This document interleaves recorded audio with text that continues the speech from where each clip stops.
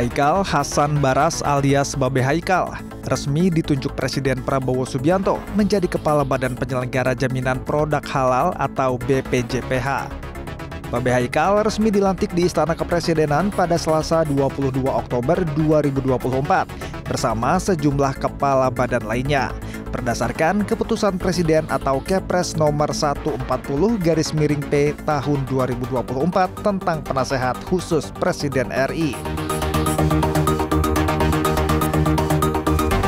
Terus menggencarkan sertifikasi halal kepada para pelaku usaha di Indonesia menjadi tugas Babe Haikal sebagai Kepala Badan Penyelenggara Jaminan Produk Halal atau BPJPH. Memastikan bahwa produk memiliki sertifikat halal kepada pelaku UMKM maupun perusahaan besar sebagai produsen. Lantas, siapa sebenarnya Babe Haikal? Pria kelahiran Jakarta 21 Oktober 1968 itu merupakan seorang dai yang dikenal dengan ciri khas logat Betawi yang kental. Berdarah campuran Indonesia dan Arab, Babe Haikal juga aktif sebagai motivator. Memiliki latar belakang pendidikan S1 Teknik Informatika di Universitas Budi Luhur dan melanjutkan pendidikan ke Perth, Australia untuk mengambil program S1 di bidang yang sama. Baru berjalan 2 tahun, Babe Haikal memutuskan untuk kembali ke Indonesia dan menuntaskan gelar magisternya di Institut Teknologi Bandung atau ITB dengan program studi Teknik Industri. Pernah menjadi salah satu panitia pada aksi 212 tahun 2016, Babe Haikal hingga saat ini terus menyuarakan perjuangan untuk kemerdekaan Palestina. Dalam perjalanan karirnya, Babe Haikal pernah bekerja sebagai konsultan sumber daya manusia di salah satu perusahaan tambang di Indonesia. Ia juga berpengalaman sebagai salesman sembari mengajar di perguruan tinggi. Dalam Pilpres 2019, Haikal Hasan juga pernah menempati posisi sebagai juru bicara Badan Pemenangan Nasional atau BPN Prabowo Subianto Sandiaga Uno. Ia kemudian mendukung Prabowo pada Pilpres 2024.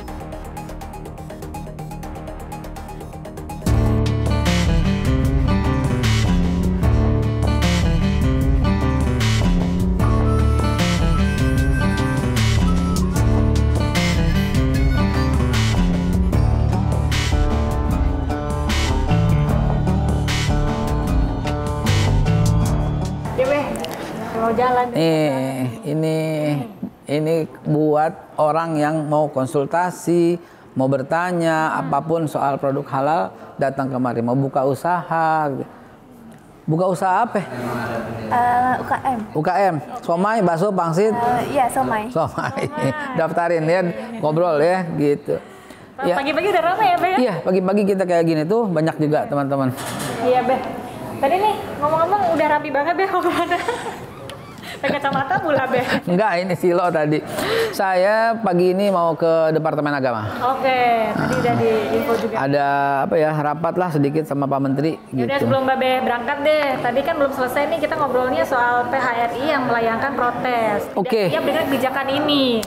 Sedangkan PHRI kan hotel-hotel seluruh Indonesia kan banyak nih, Be. Gimana, Be? Pertama, saya udah terima keberatan itu.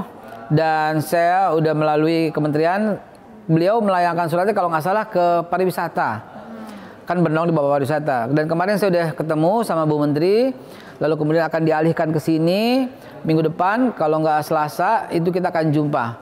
Masalahnya adalah menerima kabar separuh. Oke. Jadi yang tetap jual alkohol silahkan, cuman kita minta tandanya doang berapa persen. Tetap jual misalnya apa ya mengandung babi gitu, atau bahkan babi guling, bahkan apa tuh yang ham itu yang slicing itu tuh bacon itu silahkan, kagak ada masalah. Cuma kita tandain doang mengandung babi. Karena sekali lagi nih, untuk yang ketiga kali saya ngomong sama Galuh dan teman-teman, negara itu wajib melindungi segenap bangsa dan seluruh tumpah darah Indonesia. Itu doang. Karena buat yang muslim kan nggak boleh. Nah, ya kayak gitu doang. Silahkan jual. Oh, jual alkohol silahkan, nggak ada masalah, silahkan. Asal kasih tanda. Ya. harus dikasih tanda. Iya. Jadi masalah alkohol, masalah yang mengandung bahan non halal, Ya. boleh. Boleh. Perjualbelikan. Boleh silakan dan tidak dan tidak perlu datang untuk sertifikasi, nggak perlu. Udah nggak halal gimana sertifikasi? Terus yang jadi masalah lagi adalah mereka menganggap karena biasanya untuk mengolah makan itu menggunakan bahan-bahan impor yang belum kita ketahui nih sertifikasi halalnya. Itu gimana, Be? Kan kita kerjasama dengan Departemen Dalam Negeri, Luar Negeri, Perdagangan, Perindustrian, semua kita kerjasama. Yang masuk itu harus mendapat sertifikasi halal kalau dia halal. Kalau nggak halal, ya katakan itu tidak halal. Lalu katakan, maaf, sebagai bahan baku mengandung apa unsur tidak halal. Ya otomatis bahan olahan yang mengandung, misalnya gelatin babi misalnya, ya nggak boleh. Gini. Kalau mengandung unsur yang tidak halal, ya otomatis jadi nggak halal. Walaupun yang dimasak ayam. Nah, unsur-unsur itu yang didatangkan dari luar negeri, kita sudah kerjasama dengan 54 negara dan di 145 LHLN, Lembaga Halal Luar Negeri. Jadi kalau sudah ada tanda halal dari negara yang sudah bekerjasama dengan kita, ya berarti halal. Asal dicantumkan label halal dari negara masing-masing. Clear? Clear. Kalau enggak, ya berarti mengandung unsur tidak halal. Ya kasih tanda produk tidak halal. Ya. Nah, apakah ada peraturan tersendiri nih Beh berkaitan dengan peredaran produk-produk yang non halal di Indonesia? Peraturannya sama semua dalam Undang-Undang 42 tahun 2024. Jelas di situ tercantum yang halal bagaimana, yang tidak halal bagaimana. Intinya kita semua menjamin, semua pengusaha don't khawatir, jangan worry. Don't worry, jangan khawatir. Silahkan, nggak ada masalah. Asal kejujuran, keterbukaan, kebersihan, kesegaran, dan semuanya harus terjamin buat bangsa kita. Mungkin sebagai terakhir nih ada terakhir mau jalan gitu. Himbauan apa nih Be sebelum jalan nih Be untuk seluruh pelaku usaha di seluruh Indonesia?